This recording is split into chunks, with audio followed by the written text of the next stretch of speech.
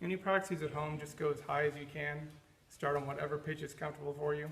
You can use the audio recordings, but don't go higher than is comfortable for you, even in here. If the rest of the class, if we keep singing higher, don't keep going if you're straining your voice, because that's just going to hurt you in the long run. All right, let's do the perfect fourth. Here's your starting pitch, P, and we'll just sing P4. Okay, 1, 2, ready, go. P4, P4,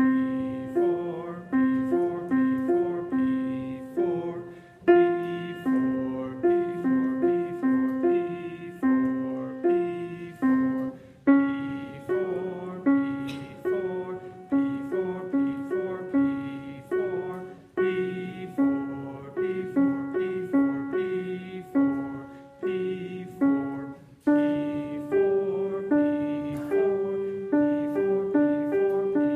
P4,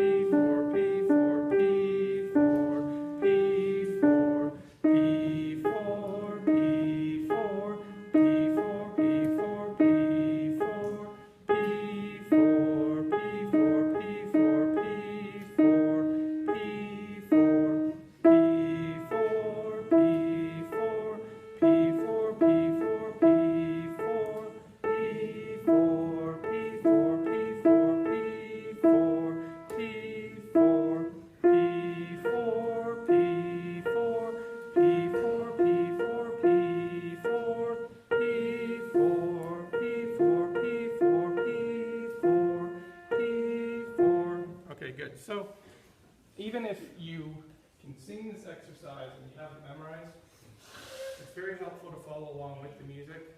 So make sure you print it or bring it on your tablet or your computer, whatever you want to do. But actually seeing the notes is what helps register this in your mind as a perfect fourth or a perfect fifth. And it'll also make it easier when we start to identify intervals later on, which can anybody identify intervals right now? Not by ear, but theoretically, you see them on a staff. You know that's a perfect fifth, that's a perfect fourth. Is there anybody? Okay. Well, you're basically done with this class. You're going to get a name. Because that is the hardest part of this class. Everything that we do, even the major scales, the chords, all that's easy compared to learning how to calculate these intervals. And you'll see why it's hard once we get to it. But it's always the part where kids have a lot of trouble. So it's really important that you start learning the names of the notes now, as soon as we start doing those quizzes and assignments on that. And you need to keep up with all the material that we learn in class. Otherwise, when we get to that point, things are going to be kind of complicated for you. All right, so we're going to talk a little bit about the daily routine, which I wasn't able to get up last night, but it's up there now.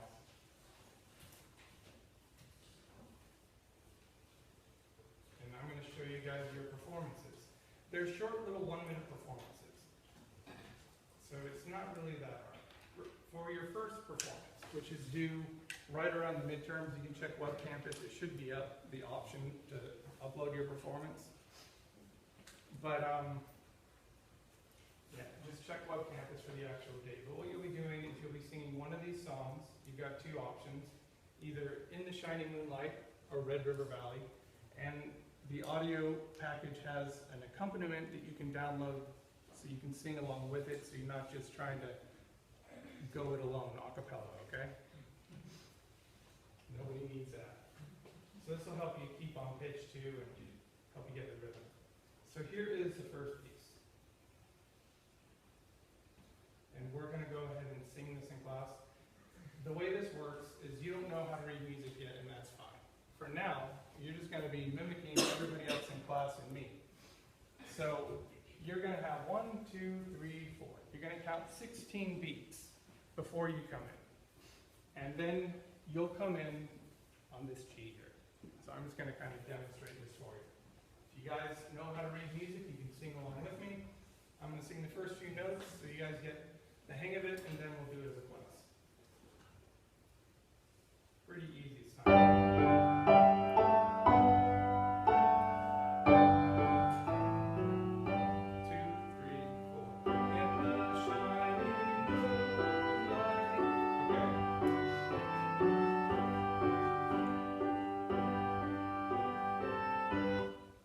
get kind of how that works? Try it one more time here. You're basically counting 4 bars and then you're in.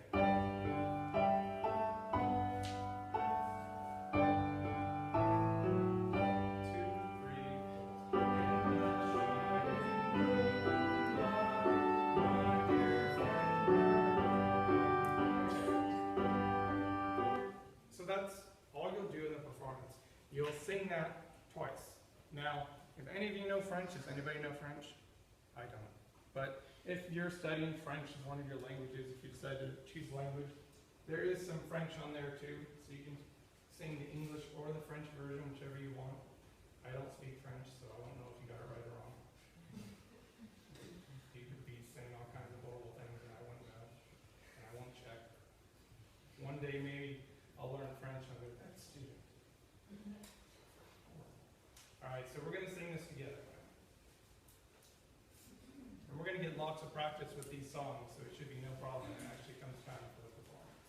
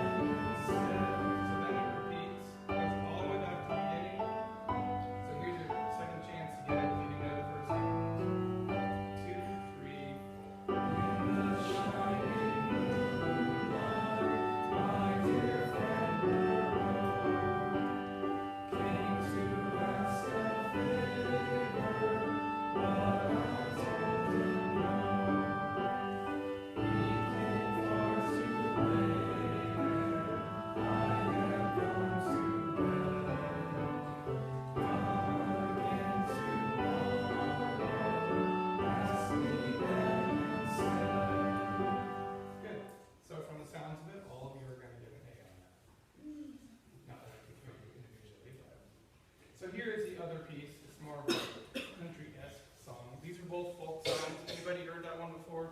In the Shiny Moonlight? Yeah, I hadn't either. But it is a folk song, so now we all know it. Alright, here is Red River Valley. Same thing, there's an introduction, and then you come in. I'll sing it for you as an example first, and then we will do it together.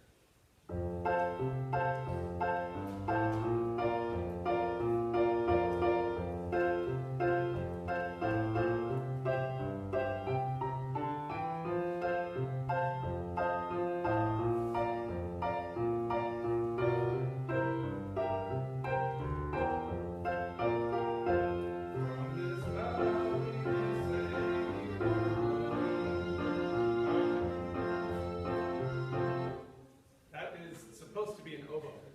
No, that's supposed to be a violin. Can you guys tell? Such great sound quality there. Alright, so let's try this. It's going to repeat. Well, actually, no, this one does not repeat. We'll see what happens. If this repeats, it repeats. We're going to go and try and sing as a class.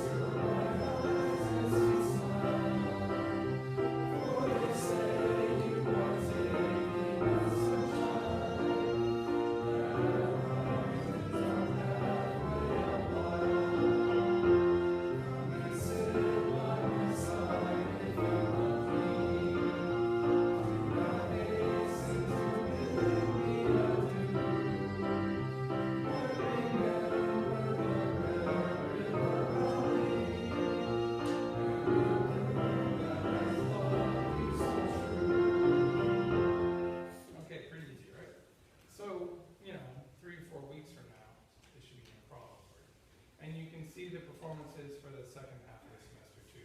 So there's 4 total. These are the 2 for the midterm, and then the other 2 are a little bit harder, but those are for the final. And they're mainly harder because they switch time signatures a little bit. But we'll talk about all that. Okay, so we're going to talk only about chapter 5 today, because that's kind of the big chapter in all this. Chapters 6, 7, and 8 are probably the most important chapters, but chapter 5 is the most in-depth because it goes into some of the history of where all this music came from. So, as you can see, for the ear training, what you'll be doing today and this week is listening to the perfect fourth intervals on shuffle. Just listen to them for like 10 minutes. Sing your perfect fourth mirror exercise. If you have time, you can sing the perfect fifth too. And then you're going to practice daily routine number 1, which I haven't shown you yet. So if we have time, we'll get to that at the end of the class. Let's see if I have that up here. Yeah, we probably won't do that today. We'll probably do that on Thursday. Okay, so we're going to talk about how the staff system developed. Anybody know what a staff system is? These are staffs. These are staff lines. In between, you've got all these spaces. This is a staff system. It's just a system of lines and spaces that allow you to notate what you hear, okay? So, music notation, anybody ever heard that term before? Music notation is just a representation of sound written down so that other people can perform it, okay? So if I go to a concert and I have a really amazing ear and I hear an orchestra, I could go and write everything down. I can't. But supposedly Mozart, he went to a concert once, and it was about an hour-long concert. He went home and he just wrote everything down after he heard it because he had a really good memory and he had a really good ear. So the thing you need to know about the staff system. Currently, we're using 5 lines, as you can see here, and there are 4 spaces, okay? The spaces are in between the lines, right? That's where we try and put all of our notes. Doesn't always work that way, but we'll get into what happens when you have to go above or below the staff a little bit later. This simple system that we're using of 5 lines and 4 spaces, it took a long time to develop. We're talking back before the 9th century, really. They were trying to figure out how to notate music.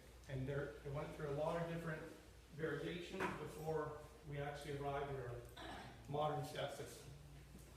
You can see this is a 13th century score from Italy.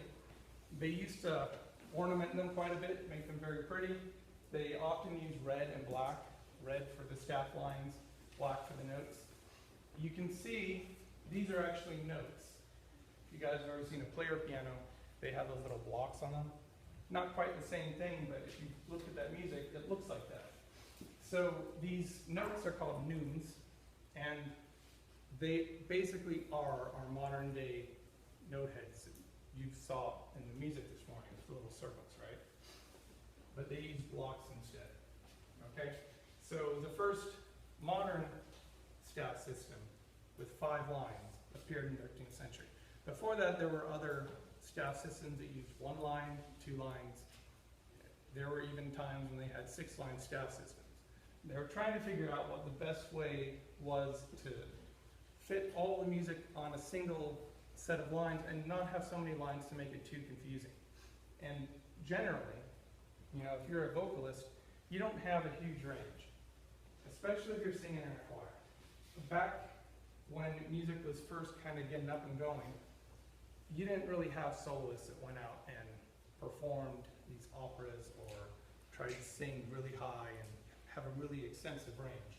You had people like you guys that would come to a monastery and you basically would just learn whatever the director wanted you to learn for that particular week. And so it wasn't very difficult. Everything was very stepwise, like the song we played this morning. Everything was stepwise, there's no jumping around, okay? So music wasn't very complicated, and you could really fit stuff on 2 or 3 lines if you needed to, because the range wasn't very extensive. So this is important. We number the staff lines and spaces separately. You start with 1, this is the bottom staff line, this is the bottom space. You might hear me referring to the second line, or the third line, or the second space, or the third space. So you need to know, you just memorize this, that when I refer to a space or a line by number, this is how I'm talking about it. I'm not talking about 1, 2, 3, 4, 5. It goes from the bottom to the top. Pretty easy, right?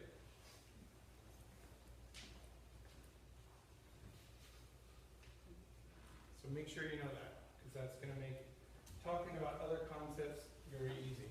One of the things we're going to do in here is I have to teach you all these basics before we can get into some more advanced stuff. All right, so the other thing, you see these note heads? These are called note heads. They're just the heads of the note, okay? You saw in the music, there were lines coming off most of them. Those lines help us determine the actual note value, how long to hold each note. Another thing we're going to get into later, but for now, what you should know is that regardless of whether or not these notes are on a line or on a space, they should be the same size. So they're generally the distance from the bottom to the top to the next line. They fill in that one of those spaces. And they're the same width as they are tall, okay? So make sure you know that. Also, notes at the bottom of the staff are going to sound higher or lower. Lower. Yeah, lower, right? So the higher you go, the higher the pitch is going to be. Another thing that you might come across if you're just researching music on your own, you may see different spellings of the word staff. You've got staff and staff with a V. The staff version is more British, European. Staff is the American spelling. Most textbooks will use the American spelling, unless you're in Britain, in which case they have a completely different system of theory. They have different names for all their notes. It can get kind of confusing, but you're going to kind of learn both of those, but we're going to focus on the American system. I'm going to at least introduce you to the British nomenclature for all that. All right, so we talked about this, the neumes I was telling you about, these little blocks. This is an older score. It's from the 12th century. It's a Benedictine score, which is in Italy. And what's different about it from our 5-line system? You can see that image. It's just got a single line, right? So this is an example of notation that wasn't necessarily perfectly specific.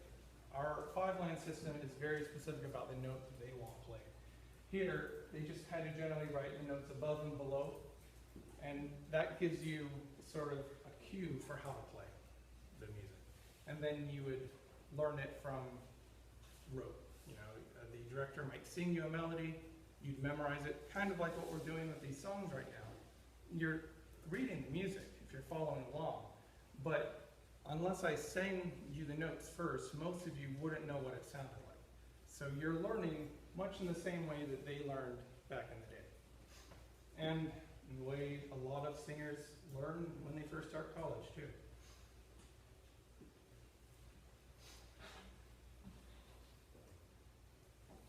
Okay, so, as I was telling you, really the most experimentation happened between the 9th and 11th century, and that's where you mainly had that one-line staff system, but they experimented with a whole bunch of different types of staff systems.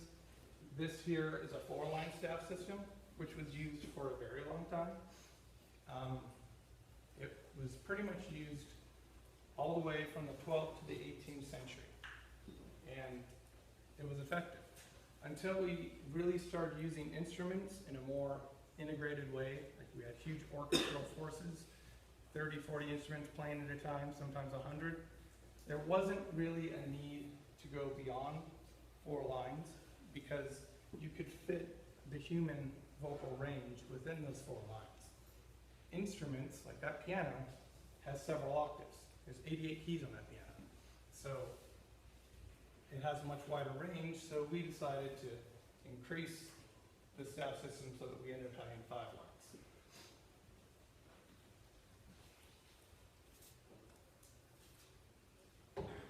So that the first 5-line staff system that we had was in the 13th century, okay? That's something you should probably know. That's not when it became popular. It didn't really become popular until the 17th, 18th century, but that's when people started first experimenting with it, and it was the Italians that did it. And I kind of talked about that. It's suitable for writing for multiple instruments and non-vocal music. One thing you should know is that it wasn't a linear progression. We didn't just say, we've got a one-line system, let's try 2 for a century, let's try 3, then 4, then 5. All these different staff systems were kind of in use at the same time, but some became more popular than others, and it seems like they took the median here, the 5-line, and stuck with it. Technically, we still have a system that uses 10 lines, or 11, depending on how you want to view it. That's also something else we're going to get to later. This is an important guy. You need to know who he is. His exact dates aren't known. If you go and look this up online, you're going to find about 50 different options for his birth and death dates. But basically, he wrote a text called Microlobis, and it's dated. And so we know that he wrote that text, so we can pretty much say he was born in 995. When he died, we don't really know. In about 1034, we knew he was hanging out with the Pope for a few years, so he definitely lived to be, until at least 1034. But then the accounts of when he actually died are a little bit murky. So most scholars just put him at 1050. They say that's about when he died. He was a music theorist. We talked about what that is. Those are the guys that find ways to make this abstract sound that we hear more tangible so that we can perform and play a piece over and over again. Even if you don't have the original audio recording. You could look at a sheet of music and you can replicate it if it's written down correctly. He's known as the father of modern music because he really made the 4-line staff system popular, and he did a lot to push ear training and theory. He invented solfege. Anybody know what solfege is? That's something that is in your daily routine quite a bit. You're going to be learning solfege in here. And solfege is just a simple way of applying syllables to notes instead of singing the letters C, D, E, F, G. You sing do, re, mi, fa, sol, la, ti, do. Everybody does that. If you ever watch Sound of Music, you know what solfege is. But he didn't use the same syllables we use today. One other thing you should know, he studied at a monastery in Pomposa, Italy, but he wasn't exactly liked there. The other people didn't really get along with him. He ended up leaving, and he made a huge name for himself, and then at the end of his life, he actually came back after 1034 when he had some time with the Pope. But there was maybe some jealousy. People just didn't really get along with him that long. Probably because he was trying to change the way they were doing things and create an entirely new system. Okay, so we use solfege when there aren't any lyrics to the music, when it's just notes, because as I said, it's easier than just singing the note name. The syllable do rolls off the tongue a little easier than C or D or E, okay? It was actually based off a 17th century poem by a poet named Sappho. Any of you English literature majors, do you know who Sappho is? Okay, we got somebody who knows Sappho. Am I saying his name right, her name right? Sappho. Okay. She's a female. That's what I thought. All right. So these were the original solfege syllables: ut, re, mi, fa, so, la. There was no T, and instead of do, they used ut. Okay? So we later changed ut to do, and then we added T.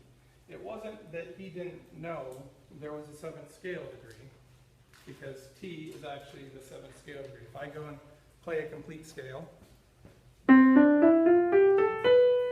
okay, those are 7 pitches. You want to complete it, you come back to the first pitch. So T would be this pitch that comes right before you come back to do. He knew the 7th pitch existed, but they didn't really use that 7th pitch in music very often. because it was seen as a dissonance. If you listen to this, it's pretty dissonant sounding. So they pretty much avoided it. It probably doesn't sound dissonant to our ears, but it did to theirs. And there are two terms that I should just address real quick. There's consonance in music and dissonance. A consonant interval is the perfect fifth, the octave. These all sound very clear. They are almost transparent. The octave almost sounds like one note. Okay? You get really dissonant intervals when the notes become closer together. They kind of clash. So anytime a note clashes, it's considered dissonant. And you can actually rank the notes in order of consonants, most consonant to least to most dissonant. But we're probably not going to do that today. Although it's kind of a fun exercise. Okay, so our modern solfege syllables, one we'll be using in class, do, re, mi, fa, sol, la, ti, and then you come back to do. And when you come back to do, it's actually the same note. Here's a C. This is also a C. It's the same note, just an octave higher. So for our system, there's a few different systems in existence. There's a fixed do system, a movable do system, there's chromatic solfege, there's all kinds of different types of solfege. We're going to use a very simple one. We're actually going to use one that he used. We're going to use fixed do, which means that anytime you see a C, it's going to be do. A D will always be re, a mi, and E will always be mi. Okay? Pretty simple. You haven't learned the note names yet, and that's okay. You'll be learning those on Thursday, and then you will have plenty of assignments to help you really solidify that knowledge. Okay, another thing that he invented that was kind of a big deal was the Georgian hand. He just would hold his hand up in front of the choir, and he'd point to a segment on his hand. And you can't really see this on here, it's in your book, but you'll see here it says mi to re. There's different sequences of notes. So you could put an entire piece together by playing these sequences. So here's, maybe you've got, and those would be two different sequences that he could point to different parts of his fingers, and people just know what to sing. So they would memorize these sort of building blocks for larger pieces, and he could put together an entire piece simply by pointing to the different parts of his hand. And then he said, this isn't really working for me.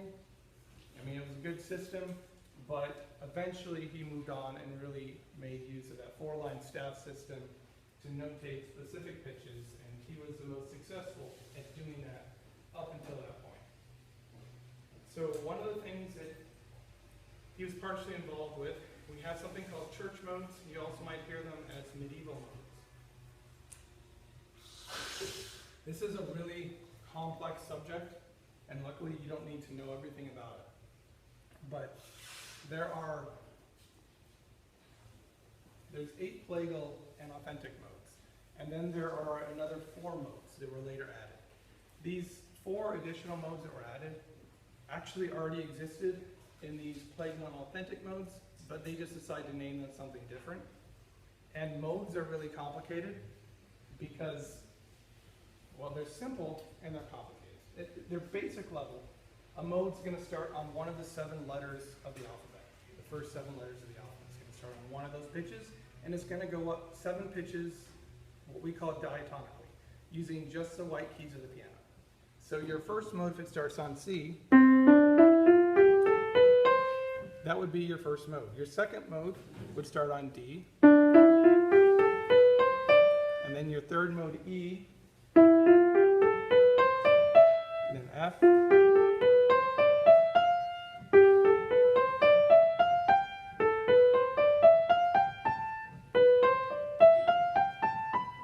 okay? The B was actually never used because there's a dissonance in there between 2 notes that are really important, the first note and the 5th note. It doesn't happen on any of the other scales. Now, why would the first note and the 5th note be important? We haven't talked about the overtone series yet, but if you're, well, we have. If you remember what I kind of addressed at the beginning, the perfect fifth is one of the early intervals in the overtone system. And so with the overtones, you've got your fundamental note, and then you've got a note that sounds twice as fast, basically, with the vibration, so it sounds an octave higher. That's, if you got your first note is C, next note is C, then above that, you have a perfect fifth, so C to G. So because that G occurs so early in the overtone series, it creates a very powerful chord. And so if you have a scale where the fifth is not a perfect fifth, it's what we call a diminished fifth, it's out of tune from the perfect fifth, then it's not going to create a powerful resolution. So they just didn't use the B scale because it would have caused too many problems with notation, and they really want to avoid dissonance, especially back then. So what you need to know really is that there are 7 modes, modern modes that we use today, and they start on these note names, okay? That's all you really need to know. This other stuff about the plagal and authentic modes is in case you come across some of this information if you're looking online or whatever.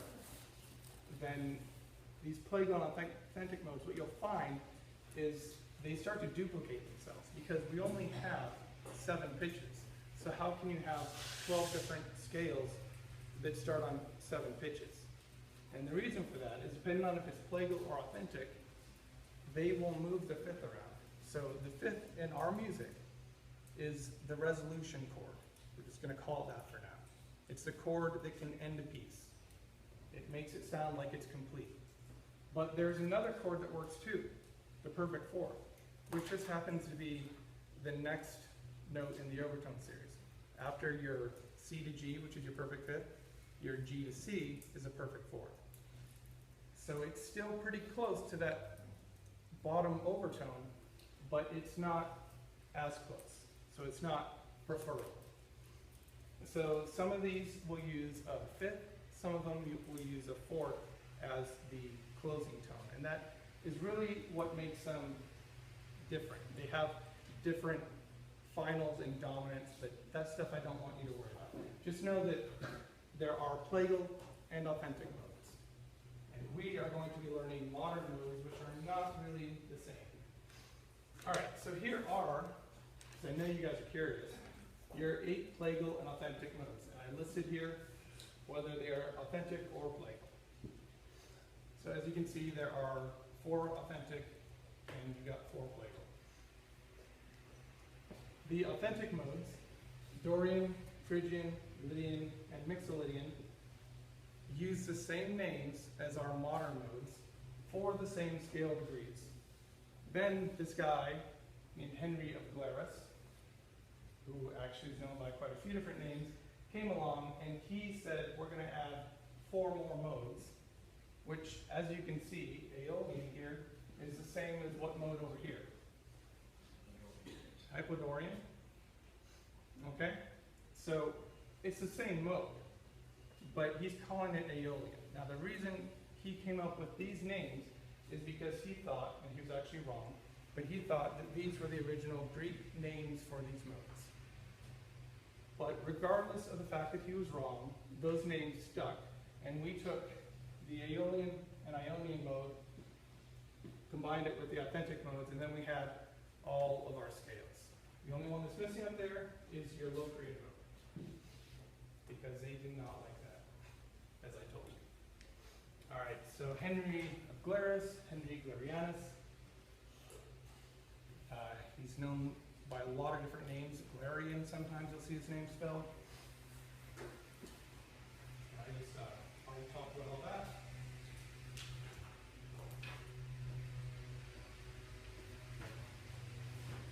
That is a duplicate. Okay, so here are your modes written out. Now, ultimately, we don't care about the modes in this class when it comes to the end of the semester. We care about major and minor scales. But these are useful from a historical perspective because these are the notes that these are the modes that started it all. You've got Ionian, Dorian, Phrygian, Lydian, Mixolydian, Aeolian, and Locrian. So what you'll have to do for your midterm, and for one of your assignments that's coming up, is you'll actually have to memorize these modes, their names, and what pitch they start on. So if you can remember that Aeolian starts on A, which will be easier once you know the names of the notes, then you'll be able to build an Aeolian scale. Because all you'll do is just write one note on a space, then on the next line, then on the next space. You'll just fill in the lines and spaces consecutively, and you'll have a complete scale. You can kind of see this. We're going to talk about this in more detail too, but there's a line that goes through this A here. That's called a ledger line. That's how you write notes that go above or below the staff. You're being introduced to a lot of concepts right now that you don't know yet. Many of you probably don't even know what this symbol means. It's a treble clef. We're going to get into that on Thursday. But I always like to introduce the modes first to give you a chance to start thinking about how they work and understanding and memorizing. Basically, Ionian starts on C, Dorian starts on D. You don't need to know any of this. You don't need to know how to notate anything, but you can still memorize that Ionian starts on C, okay? Dorian's easy because it has the letter D in it, D Dorian. Phrygian, I had a friend maybe back in high school who, I guess she had a three-legged dog, and so since it was the third scale degree of the C scale, C, D, E, she called it Phrygian, the three-legged dog. So that stuck with me, and I never forgot Phrygian because of that. It's one of the weirdest theory moments of my life. And then Lydian starts on F. Not really sure how you're going to remember that. Maybe you guys can get creative. Mixolydian starts on G. Aeolian is A. Aeolian. And Locrian starts on B. Now, only two of these scales actually still exist today in our modern music. Anybody know which ones they are? Ionian and which one? Yeah, good. Ionian and Aeolian. Ionian is actually your major scale. Aeolian is your minor scale. If I were to play Ionian, that's major. And Aeolian, that one's minor. It's actually a natural minor scale. But that is the end of the semester. So we don't need to worry about that too much right now. Just know that Ionian is actually a major scale. Aeolian is a minor scale. What makes them different is that the major scale functions differently. So if I'm going to write a piece that uses a major scale, I'm going to really concentrate on that fifth. But modes actually had three important notes, which we're not going to get into, but they had a different way of structuring music. So it did end up sounding a little bit different than a major or minor scale. So this PowerPoint is online, so you can check this out. It's also in the book. Okay, so that's everything we have to talk about for the scales today. Does anybody have any questions about any of this? Anybody having any problems with the audio files? Getting that to work? You said in the presentation, the music files, you said they were in the audio file, the music file? These presentations are actually online. No, not the presentation, but the version, the one that we're going to present. There. Oh yeah, they're up now. They were supposed to be up last night, but there was some issue with it, so should be up now. The only problem well, there's two issues. One, some people are using an email address that's not correct, so they typed in the wrong email address. So if you didn't get like a download link, email me because that is something I can take care of. But for the most part, Gumroad takes care of all that. So you want to contact me to see if I can help you because I'm usually faster, but you should also contact Gumroad as well. Okay, so if you have a specific question, maybe come talk to me now. We got about 25 minutes for class right now. The rest of you can go and just keep practicing those intervals, okay?